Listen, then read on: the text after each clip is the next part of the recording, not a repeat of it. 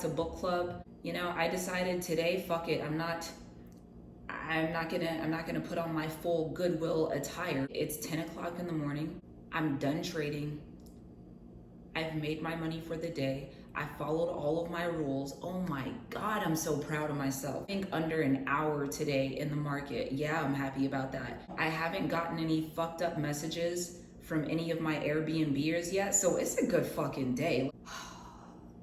If you've been trading for a while and you know what it feels like to lose in the market, and not just once, but consistently, and you actually care about it and you're serious about your development as a trader, then you know, like, when you have red day after red day after red day, it's mentally fucked up. It is mentally fucked up. I'm out of the market early as a winner, 5 days green.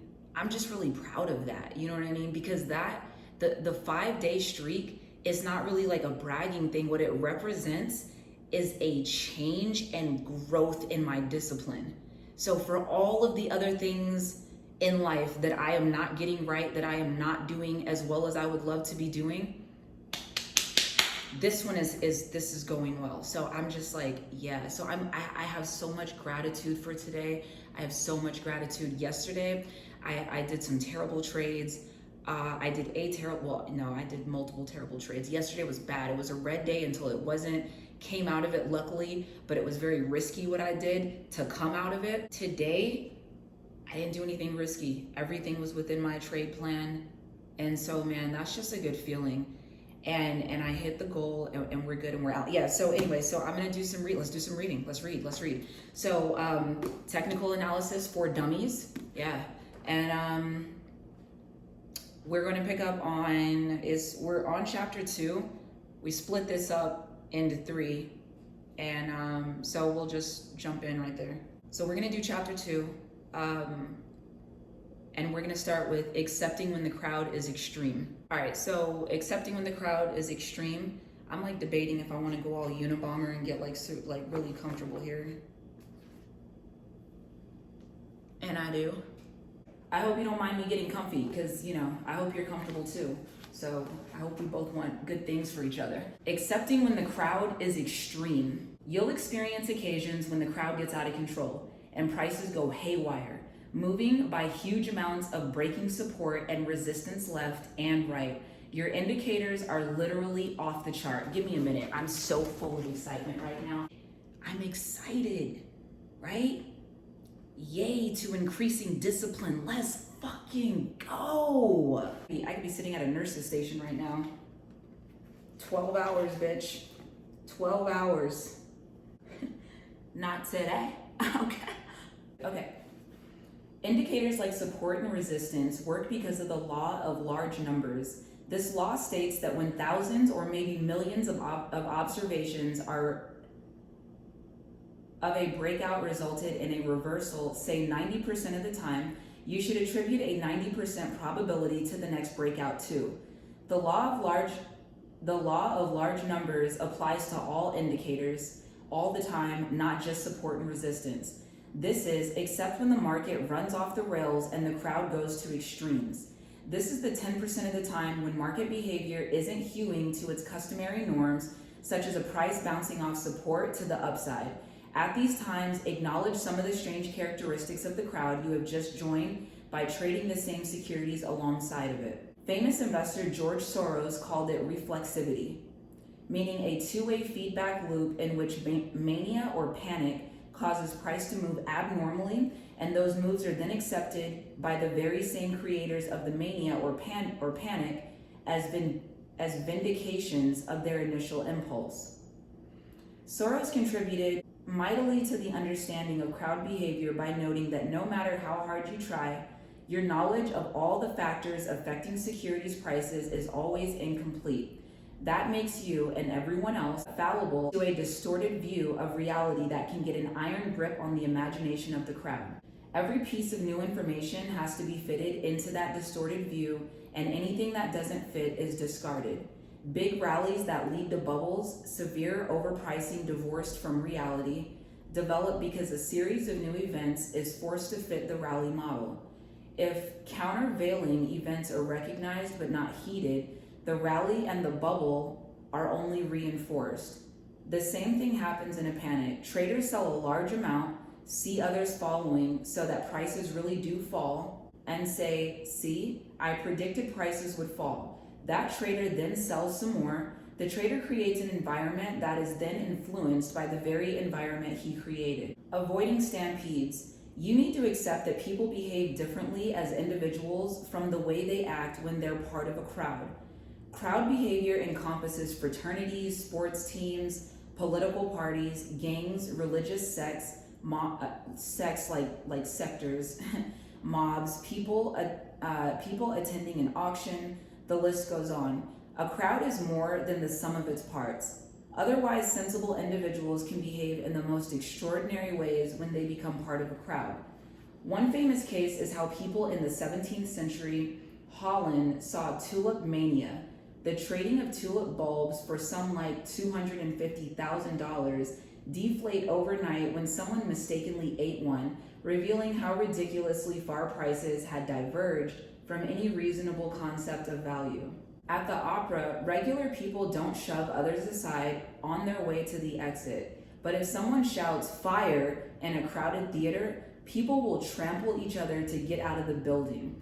In markets, you see the same thing in the price of a security when bad news is released. The bad news may not be actual news at all. It may be a single seller dumping such a large amount of the security that the price falls by a large amount, making other traders imagine that there must be bad news even though they haven't heard it. In contrast, if someone shouts free ice cream, people will throw elbows to be first in line.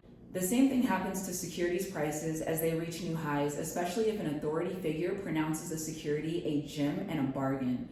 But you don't need actual good news to get a rally. All you really need is a large purchase that drives the price up past what seems normal. The trading range earlier determined by support and resistance lines.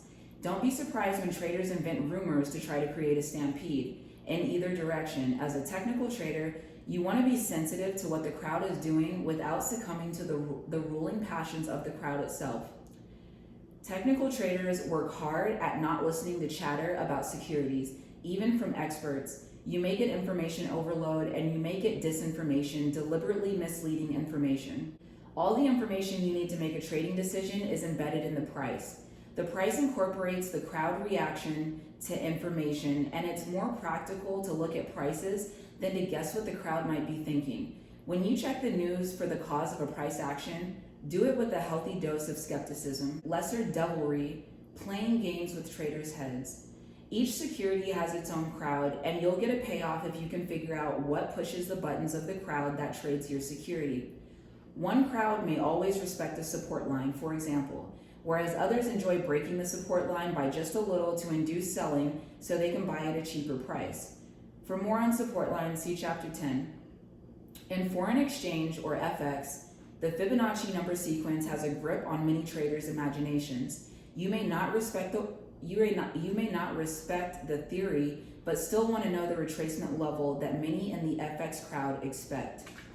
Whether you're facing a mini mania or mini panic or the real thing, a giant mania or panic, you need to accept that your indicators are going to stop working. All or nearly all of the standard measurements will lose their usefulness. It's up to you to decide whether you can safely follow the crowd or if it's wiser to get out of Dodge. The market is self-regarding. In other words, it watches itself. One behavior begets another in a dynamic way. For example, many advisors recommend a rule that if a price falls by X% from a peak, it's prudent to exit the trade. This is a money management rule rather than a technical one based on historical evidence. William O'Neill of Investors Business Daily made the 8% rule popular. Famous investor Gerald Loeb, I don't know if this is Loeb or Loeb, I'm not familiar with this individual, unfortunately, sorry. And others use the 10% rule. Other advisors recommend a 25% rule. Because these rules are so well known, many traders use them and cause the rule to be self-fulfilling. Traders know that others will exit at a level of, let's say, 8 to 10% or 25% under the peak, and will sell the security specifically to get everyone else to exit, whereupon they're able to buy the security at a cheaper price. Game playing can become incredibly complex, replete with bluffing, cheating, feinting, and double crossing. Note that many top traders are also top competitors in fencing, chess, backgammon, bridge, and poker. Each security or class of securities has a different degree of crowd complexity. The crowd that trades the S&P E-mini futures contract is different from the crowd that trades the soybeans futures contract, and in turn, that crowd is different from the one that trades the Swiss franc and the one that trades Apple stock. Yeah, that's interesting to consider. All right, so that's the end of that chapter. That's good, just kind of like food for thought. Yes, thank you for joining for the vlog. So I hope that you are trading responsibly in the market.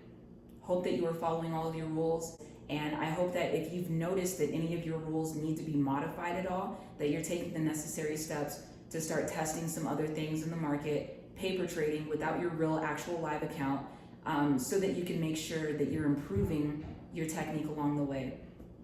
I think that is massively important. Any trader that I've listened to and look at like a mentor, they always mention that the market will change at some point, requiring you to modify your technique to some degree. You don't really know exactly when that's going to be. You just have to stay on your toes and just like pay attention to what you're doing. Document, write things down, record with video if you can, whatever way you choose to document, but just make sure you are documenting, and so that you can eliminate any bias and really have a good pulse on what's going on with the market and how you're actually performing in it. Anyway, it's been a good read. Thank you guys for joining. I will see you guys next time for book club. Peace.